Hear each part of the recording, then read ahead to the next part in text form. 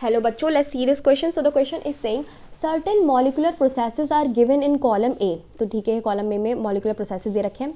Provide the terms given to these processes in column B.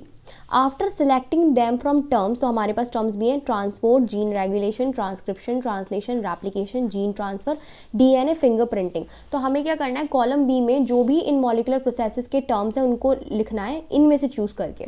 तो DNA to DNA, तो DNA से DNA का बनना बेटा क्या कहलाता है, replication. तो it is replication. Then DNA to HN RNA, तो DNA से HN यानी कि heterogeneous RNA बनने का प्रोसेस कहलाता है क्या बेटा, ट्रांसक्रिप्शन. तो हम यहाँ लिख देंगे ट्रांसक्रिप्शन. तो बेटा डीएनए से जो डायरेक्ट आरएनए बनते हैं, ठीक है, तो वो ट्रांसफर आरएनए, राइबोसोमल आरएनए या फिर मैसेंजर आरएनए नहीं होते, वो एचएन आरएनए होते हैं. एचएन आरएनए में क्या होता है कि इनके पास जो है एक्सॉन एंड इंट्रॉन दोनों पाए जा रहे होते हैं, यानी कि कोडिंग एंड नॉन कोडिंग दोनों सीक्वेंस होते हैं. और इन दोनों सीक्वेंस के साथ ये प्रोटीन तो बना नहीं सकते, ठीक है. तो फिर एचएन आरएनए की प्रोसेसिंग होती है और फिर ये किसमें बदलते हैं, मैसेंजर आरएनए बदलते हैं, ठीक है.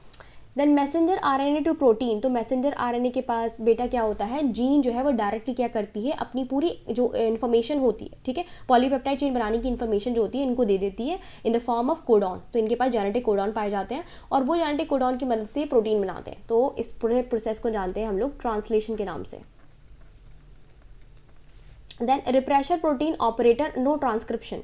अगर रिप्रेशर प्रोटीन ऑपरेटर से बाइंड कर गई तो जो लैक ओपेरॉन है वो क्या हो जाता है, स्विच ऑफ हो जाता है, यानी कि फिर ट्रांसक्रिप्शन नहीं होता, कोई भी मैसेंजर आरएनए नहीं बनता है, ठीक है. तो ये लैक ओपेरॉन की बात हो रही है. लैक ओपेरॉन में क्या होता है बेटा, एक रेगुलेटर जीन होती है, ठीक है, रेगुलेटर जीन होती है, फिर प्रमोटर होता है, ठीक है, प्रमोटर, फिर ऑपरेटर होता है.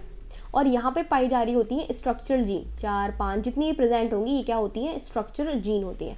अगर रेगुलेटर प्रोटीन ने रिप्रेशर प्रोटीन बना दी, अगर रेगुलेटर जीन ने रिप्रेशर प्रोटीन बना दी और ये रिप्रेशर प्रोटीन जो है वो ऑपरेटर से बाइंड कर गई, तो प्रमोटर रीजन से जो आरएनए बाइंड होने थे वो नहीं हो पाएंगे, ठीक है, वो नहीं हो पाएंगे. और आरएनए आगे जाके स्ट्रक्चर जीन को किसमें, इसका मैसेंजर आरएनए नहीं बना पाएंगे, ये भी नहीं बन पाएगा. तो यानी कि ट्रांसक्रिप्शन क्या होगा, नहीं होगी, यानी कि no transcription.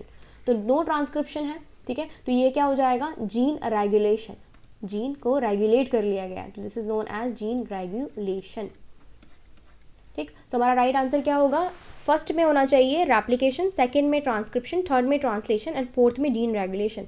So A is the right answer. I hope आपको समझ में आया होगा. Best of luck.